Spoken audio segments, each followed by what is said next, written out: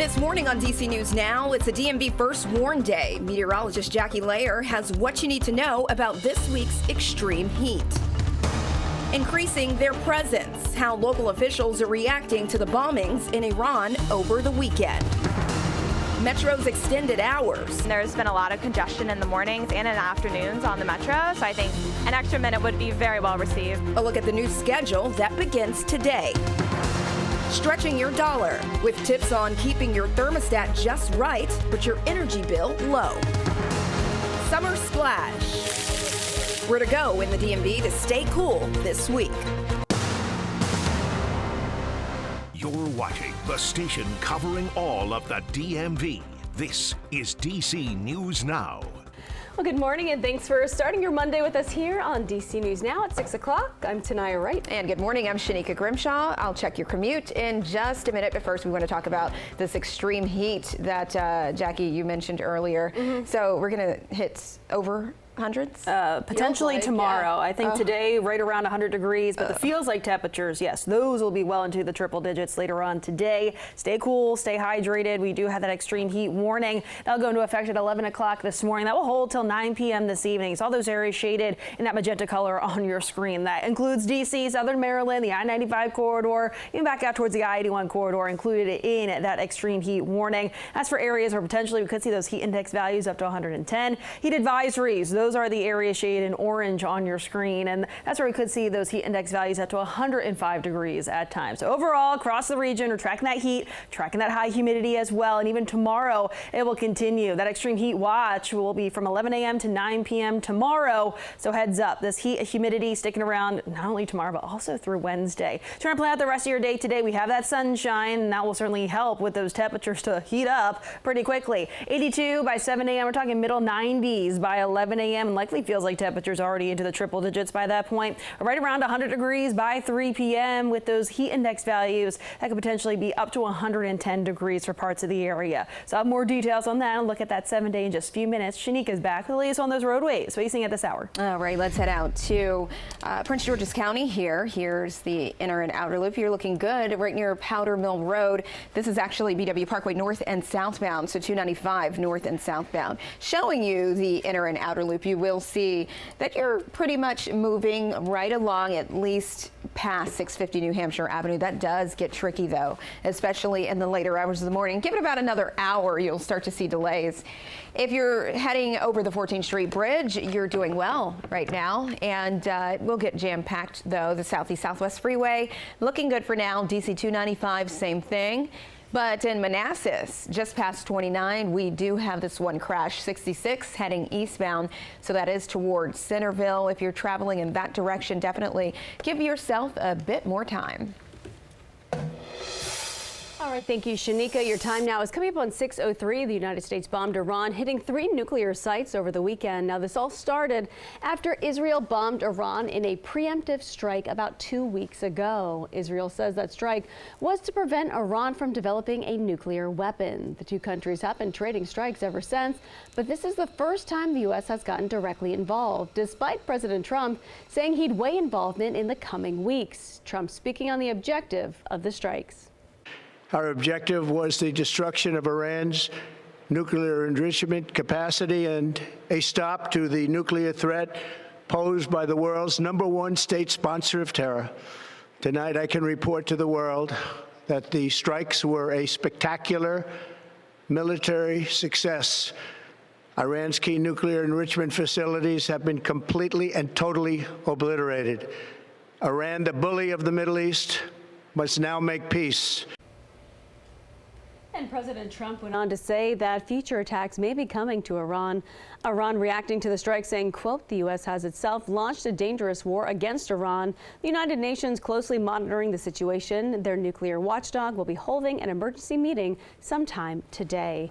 And D.C. officials are reacting after the Department of Homeland Security issued an advisory warning of heightened threat environment across the country. Yeah, we have our Candace Cole. She's live outside of MPD headquarters with more on the local response. Good morning, Candace. Good morning. That's right. DHS has issued a national terrorism advisory in effect until September 22nd. And this, of course, coming after the United States joined in Israel's military campaign against Iran with unprecedented direct attacks that went forward without the approval of Congress. In response, Iran has vowed retaliation. Now, that advisory says that there are no credible threats at this time, but they warn of possible low-level cyber attacks against U.S. networks by so-called pro-Iranian hacktivists. Now, DHS also warns of a possible increase of lone wolf attacks here on the homeland if Iranian leadership issues a religious ruling calling for retaliatory violence. They also warn of anti-Semitic or anti-Israel sentiment, possibly leading to individual attacks as well. Now, in response, D.C. Mayor Muriel Bowser says she's been briefed on coordinated efforts between D.C. and federal law enforcement. She says they're monitoring intelligence together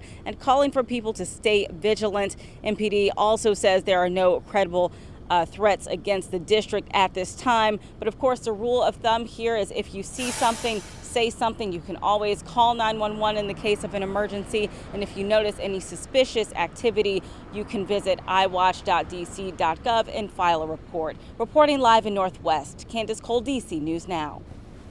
All right, Candace, thank you.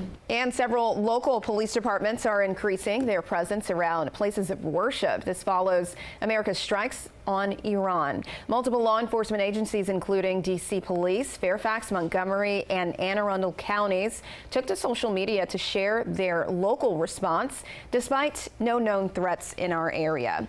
And taking a look at your screen, you can see some demonstrators outside of the White House. These protesters speaking out against the strikes on Iran and against the collaboration with the Israeli government. President Trump calling the attack successful in an attempt to stop Iran from having a nuclear weapon. One protester telling us she believes the strike is built on lies and that a diplomatic approach should have been taken instead. President Trump has lied to the American people and he's lied to the Iranians about his seriousness with diplomacy. You cannot bomb your way into the negotiation table. There was a pathway that was peaceful and diplomatic, and he destroyed that last night. Republican lawmakers split on the strike, with many saying is an act of war and should have been approved by Congress. And new this morning, a man was shot on the same block where D.C. police were actively investigating another shooting. Now, these shootings happened on Martin Luther King Jr. Avenue near Malcolm X Avenue in Congress Heights. Police were called to investigate the first shooting at about 6:45 in the evening, but that is when they found a man and 16-year-old boy shot. Both were taken to the hospital. Then, about an hour later, officers responded to the sound of gunshots on that same block. A man was found shot. He was also taken to the hospital. Police are investigating whether these shootings are connected. And developing now, D.C. police say 2 men were killed in a shooting in the Kingman Park neighborhood in Northeast. This happening Sunday morning. Officers in the area reportedly heard gunshots coming from 19th and D Streets. That's where they found the men shot and not breathing. 30-year-old Quanzay Lynch and 41-year-old Courtney Burley died there. Right now, police don't have anyone in custody, and if you have any information, you're asked to contact police. And it has been just over a month since Montgomery County began its summer task force. It is a summer initiative meant to get drunk drivers off the roads. Since the effort began, task force officers have made more than 350 traffic stops and nearly 50 DUI arrests. The task force will be out until the end of July. And happening today, advocates are meeting with representatives to discuss the needs of the trans community. As part of Pride Month, Trans Unity Coalition is helping create relationships with lawmakers. And today's event coming as Congress returns to session.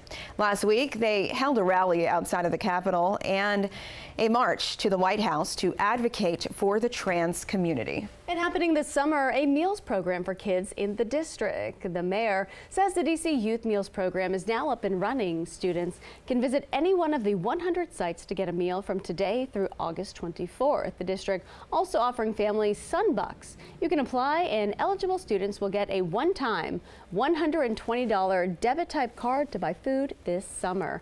And some big changes are coming to Metro. WMATA says it's extending weekend times by an hour in the morning and at night.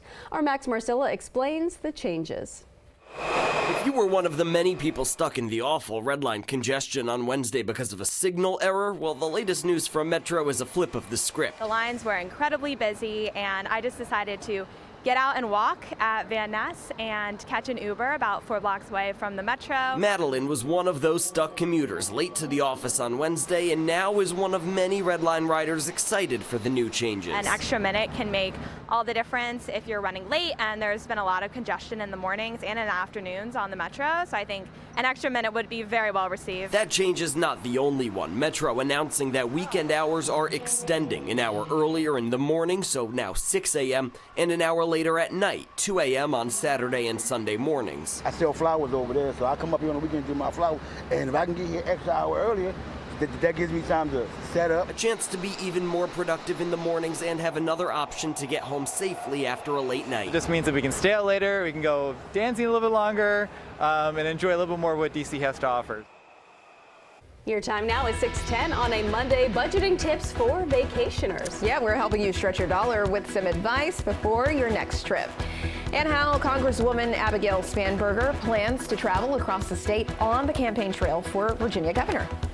But first, we are taking a live look outside. Jackie, people definitely need to be weather aware today because of that oppressive heat. Yeah, we're going to be tracking that excessive heat later on this afternoon and humidity as well, making it feel even hotter. So more details on that. We'll get towards the rest of that 7 day right after the break.